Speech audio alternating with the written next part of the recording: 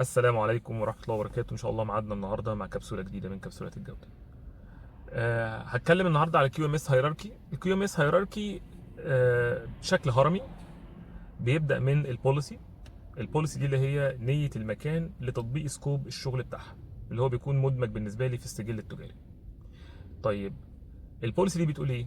البوليسي دي بتقول أولا أنت مين، بتقول ايه هو سكوب العمل بتاعك، بتقول ايه هي الاوبجكتيفز بتاعتك، الاهداف، بتقول ايه هي الكوميتمنت بتاعتك للليدرشيب اللي موجود، الكوميتمنت بتاعك للهيومن ريسورسز اللي موجوده عندك، الكومبتنس بتاعتهم، الكواليفيكيشنز، بتقول التزامك تجاه العميل، الكاستمر فوكس اللي موجود عندك، بتقول التزامك تجاه الانفايرمنت واتجاه السستينابيلتي، وده التوجه الجديد اللي موجود.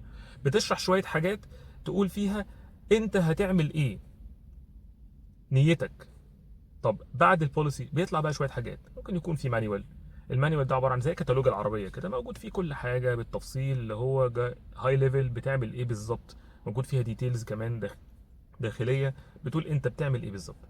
بيطلع منها كمان مجموعه من البروسيجرز، الاجراءات، اللي هي اجراء مثلا الاتش ار، اجراء الاستلامات في الكواليتي، اجراء الريسك، وهكذا. كل واحده من دول اجراء. الاجراء ده اجراء اداره او اجراء مشروع على حسب المشروع بتاعك. طب لو اجراء اداره مثلا بيكون في مجموعه من البروسيسز جوه العمليات. يعني انا عندي اداره الاتش ار، ده اجراء. الاجراء ده ممكن يكون فيه متقسم فانكشن زي التالنت اكوزيشن، اللي هو التعيينات يعني. طب جوه التعيينات لا، في بروسيسز بقى. ازاي هعمل شورت ليست للسيفيهات، ازاي هعمل تكنيكال اسسمنت، ازاي هعمل اتش ار اسسمنت، ازاي هقدر اقيم، ازاي هطلع اوفر، ازاي هديله البينيفيتس بتاعته، ازاي هبتدي اعينه، ايه هي مصوغات التعيين اللي موجوده. دي عمليات داخليه.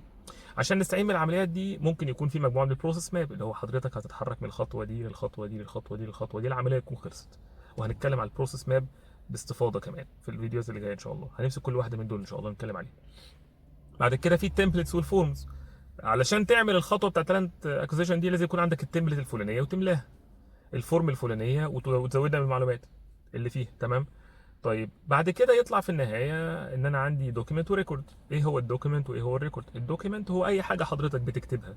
يعني لو انا دلوقتي بعمل طلب فحص اعمال في موقع، فكتبت معلومه ان انا هفحص القعده الفلانيه في الموقع. اوكي، تمام، اتس دوكيمنت، اقدر اعدل فيها. طب استلمتها او سلمتها لمديري، مدير الجوده بتاعي، فمدير الجوده اكد على ان انا فعلا هسلم القعده دي النهارده، فمضى. كده تحولت للريكورد. ريكورد يعني ايه؟ بقى في ايفيدنس، دليل بيقول ان احنا ان شاء الله بكره او على استعداد ان احنا نسلم القعده دي للاستشاري. طيب هل في اي حاجه ناحيه الاستشاري؟ لا. وديتها للاستشاري، الاستشاري هيراجع المعلومات اللي فيها ويتاكد ان الكواليتي مانجر مضى، فيقول لك خدت استلام وبكره ان شاء الله هستلم منك. فانا كده معايا ايفيدنس بيقول ان الاستشاري نازل بكره ان شاء الله عشان يستلم مني القعده. هل هو استلم؟ لا، لسه ما استلمش، ده بس حجز لك ميعاد. هينزل بكره وهيستلم. طب استلم، هيديك كود ايه ابروفد، وهيمضي لك ويختم لك ان هو تم الاستلام.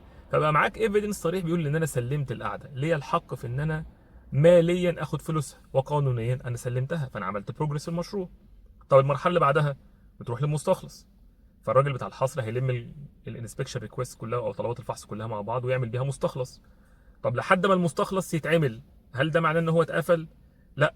انا ممكن الاستشاري لما اقعد معاه يشيل حاجه، يشيل حاجتين، يشيل ثلاثه، فبالتالي هو دوكيمنت سهل تعدل فيه. طب مضيت انا وهو ان احنا تمام وان الحاجه مظبوطه، يبقى كده المستخلص ده هيتقفل. يتقفل بمعنى ايه؟ بقى ريكوردد او ريكورد ان احنا لنا الحق في هذه الفلوس، في هذه الاعمال، فلوس الاعمال اللي تمت. طب بعد كده هتروح لمين؟ هتروح للي بعده لحد ما توصل في النهايه تبقى فلوس في حسابك في البنك. ده الالتيميت ريكورد بقى، مفيش بعديه. فبقى تعريف الريكورد هي الوثيقه التي يحق لك فيها المطالبه بحقك قانونيا او ماليا. تمام. طبعا في تعريفات تانية بس انا مختصر التعريف الاسهل بالنسبه لنا كلها. الريكورد ده بقى بيأكد حاجه اسمها الايفيدنس بيزد ابروتش. ايه الايفيدنس بيزد ابروتش ده؟ ان انا بقول شو مي دونت تيل مي. انا ممكن اقول لك سلمت القعده، فتقول لي اه والله سلمتها، او توريني الاي ار اه سلمتها اتفضل، فشوف ان ايفيدنس انت فعلا كود ايه بتسلم الاي ار بتاعك، يبقى انت كده فعلا سلمت. دي اخر نقطه في الهيراركي بتاع الكواليتي مانجمنت سيستم ستراكشر. وان شاء الله هنتكلم مع بعض على جزئيه جديده في كبسوله جديده. وما تنسوش تعملوا فولو علشان يوصلكم باقي الفيديوهات ان شاء الله. والسلام عليكم ورحمه الله وبركاته.